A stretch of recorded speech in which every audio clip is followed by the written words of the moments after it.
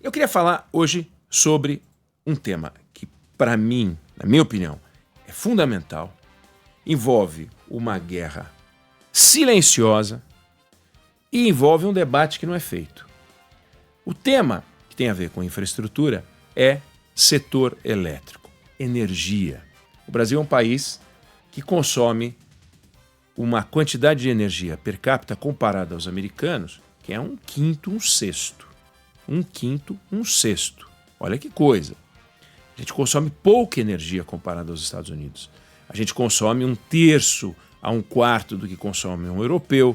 A gente consome, tem muito o que crescer de energia. O Brasil vai crescer nos próximos 8 anos, o consumo de energia vai quase dobrar. Olha isso.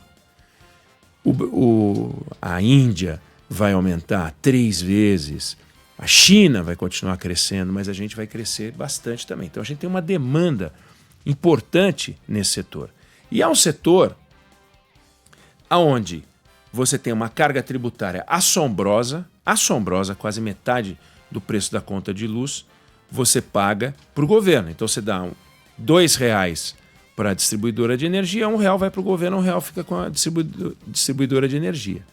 Em outros países isso é muito menor. Significa que para cada R$10 arrecadados, empresas que faturam a mesma coisa que uma empresa de distribuição de energia fatura no Brasil, ou de transmissão de geração, fatura no Brasil, as outras são mais lucrativas do que a nossa. Então elas podem investir mais com o mesmo grau de retorno e dividendo para os acionistas. É importante ter isso em mente, porque a gente vê o dinheiro sair, porque o quilowatt-hora no Brasil é caro, e boa parte do preço tem a ver com impostos elevadíssimos. Aí, a gente vive num mercado que é um mercado curioso. Parece natural que você liga o seu aparelho elétrico na tomada e esse aparelho elétrico vai pagar a conta de luz para uma determinada distribuidora e só para aquela distribuidora. Mas a partir de 2030, a gente já vai poder ter aquilo que hoje existe para quem trabalha com alta tensão, que é o mercado livre, ou seja, você vai poder escolher para quem você vai pagar a luz. Olha que interessante, portabilidade. Exatamente o que tem em telefonia. Você já pensou, quando você colocar o seu aparelho na tomada, você não vai ser mais escravo ou dependente de uma distribuidora? Então, o jogo da energia elétrica está mexendo. O jogo da energia elétrica está acontecendo, mas a gente no Brasil está muito despreparado ainda para enfrentar essas grandes transformações. E a qualidade do serviço prestado, que fica comandada por uma agência reguladora, que é a ANEEL, a qualidade da supervisão é muito ruim. O Estado provou que ele é um péssimo prestador de serviço, é um péssimo empresário e saiu vendendo concessões e concessões e concessões. E ele mostrou e está mostrando que ele também é muito fraco como regulador. E o Estado tem que ser forte como regulador para a gente poder ter um serviço de alta qualidade com muitas concessionárias. Então, se for acontecer e vai acontecer essa mudança importante no setor elétrico, o Estado tem que estar cada vez mais forte, mais presente como regulador. E você pega hoje a agência reguladora, a ANEEL, é uma agência que é tomada por interesses políticos. Tem indicados de senadores ali, tem cargos que sequer foram indicados, é tudo muito improvisado. E essa agência, ela estabelece regras para o funcionamento das distribuidoras, que são regras estabelecidas há 30 anos, quando aconteceram as concessões, as privatizações e tal. Então as empresas hoje, que prestam serviços para nós, e que deveriam ter a gente como o eixo central dos interesses delas, tem, na verdade, como interesse central atender às poucas exigências que as agências fazem, entre as quais o tempo que leva para religar a energia quando ela apaga e a frequência com que isso acontece, e mais um ou outro indicador. Deveria ter uma lista de indicadores enorme nos tempos atuais. Por exemplo, atendimento 24 horas por inteligência artificial, sem aquele negócio de você ter que entrar no site. Entra, faz a experiência, tenta fazer um contato com uma distribuidora e aí você vai ver como é difícil navegar naqueles sites de atendimentos. Você fica esperando por um atendimento. Se você ligar para um número é um inferno. Às vezes você tem que fazer atendimento presencial. É uma coisa horrorosa. E isso tem que mudar. Agora, para isso mudar, a ANEEL tem que estabelecer uma nova carta de compromisso das empresas. E por que eu estou tocando nesse assunto hoje e não outro dia qualquer? Porque eu falei de uma guerra silenciosa que está acontecendo, uma guerra da luz. 19 empresas concessionárias neste momento, de 13 estados brasileiros. Tem Espírito Santo, Rio de Janeiro tem 2, a Bahia, Rio Grande do Sul, Mato Grosso do Sul, Pernambuco, Maranhão, Paraíba, Mato Grosso, Sergipe, Rio Grande do Norte, Ceará, São Paulo, são 5 empresas, todas querendo renovar a concessão, concessões que vencem até 2031, renovar a concessão antes do vencimento. E elas estão em contato com a ANEEL e se mexendo para lá e para cá para provar que elas merecem a renovação automática, provando que elas estão em condições de atender as pessoas, de cumprir o contrato segundo as exigências atuais. Não, todo mundo sabe, todo mundo está acompanhando. A empresa sobre a qual há um holofote gigante é a Enel, né?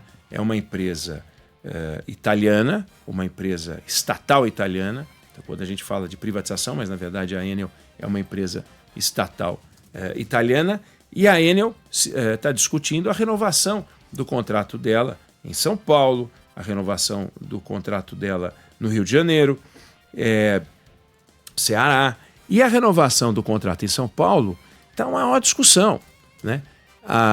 A prefeitura da cidade, o Ricardo Nunes, o governador Tarcísio de Freitas, trabalhando contra essa renovação, e a Enel trabalhando para provar que ela pode permanecer aqui. O que ela fez nos últimos tempos? Dobrou o volume de investimentos que fazia antes. Dobrou o volume de investimentos. Contratou um monte de gente, 1.200 funcionários a mais.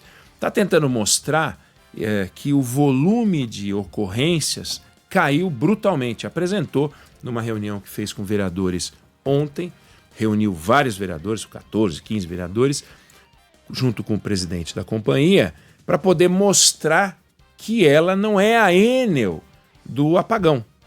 E a Enel do apagão foi um horror, foi presunçosa, ignorou os interesses, trabalhou, foi péssima no campo da comunicação, foi um desastre absoluto.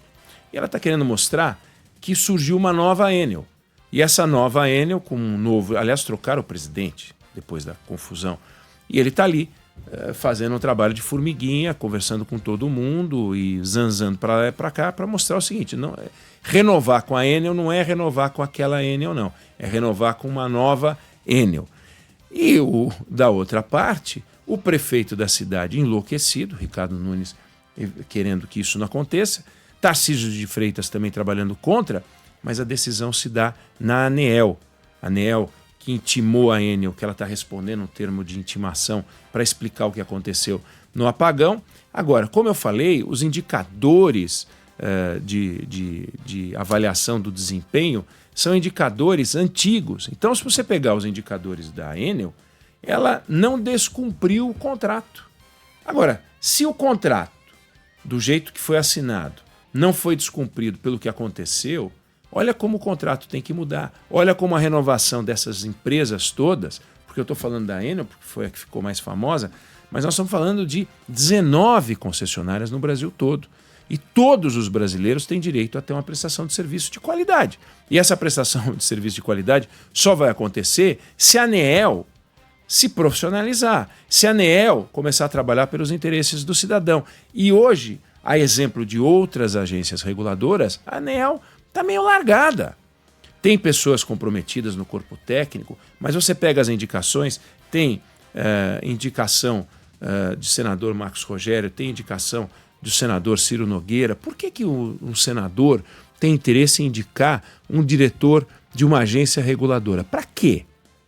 Qual é o interesse que ele pode ter? Poder ligar para pedir um favor? Que tipo de favor? Não ligar para nada, para não pedir favor algum? Então por que indica? Então tem um problema de que as agências reguladoras foram tomadas pelo poder político, no caso pelo Senado. Então o interesse de transformar o setor elétrico num setor de prestação de serviço ao consumidor está comprometido. No momento em que a gente vai ter que fazer muitos investimentos. O Brasil está fazendo vários investimentos, hoje mais de 70% do investimento em infraestrutura está sendo privado. E o setor elétrico é o setor que tem mais investimento no Brasil. Nós vamos continuar a investir desse jeito desorganizado, então o Congresso tem um papel, tem lá um projeto de lei para discutir novidades no setor elétrico, tem que avançar para que o cidadão esteja no eixo central. Esse é um tema importante para a gente discutir, a gente vai poder falar mais dele, mas era o que eu queria falar. Não sei se você concorda ou discorda, mas essa é a opinião que eu tenho sobre o assunto.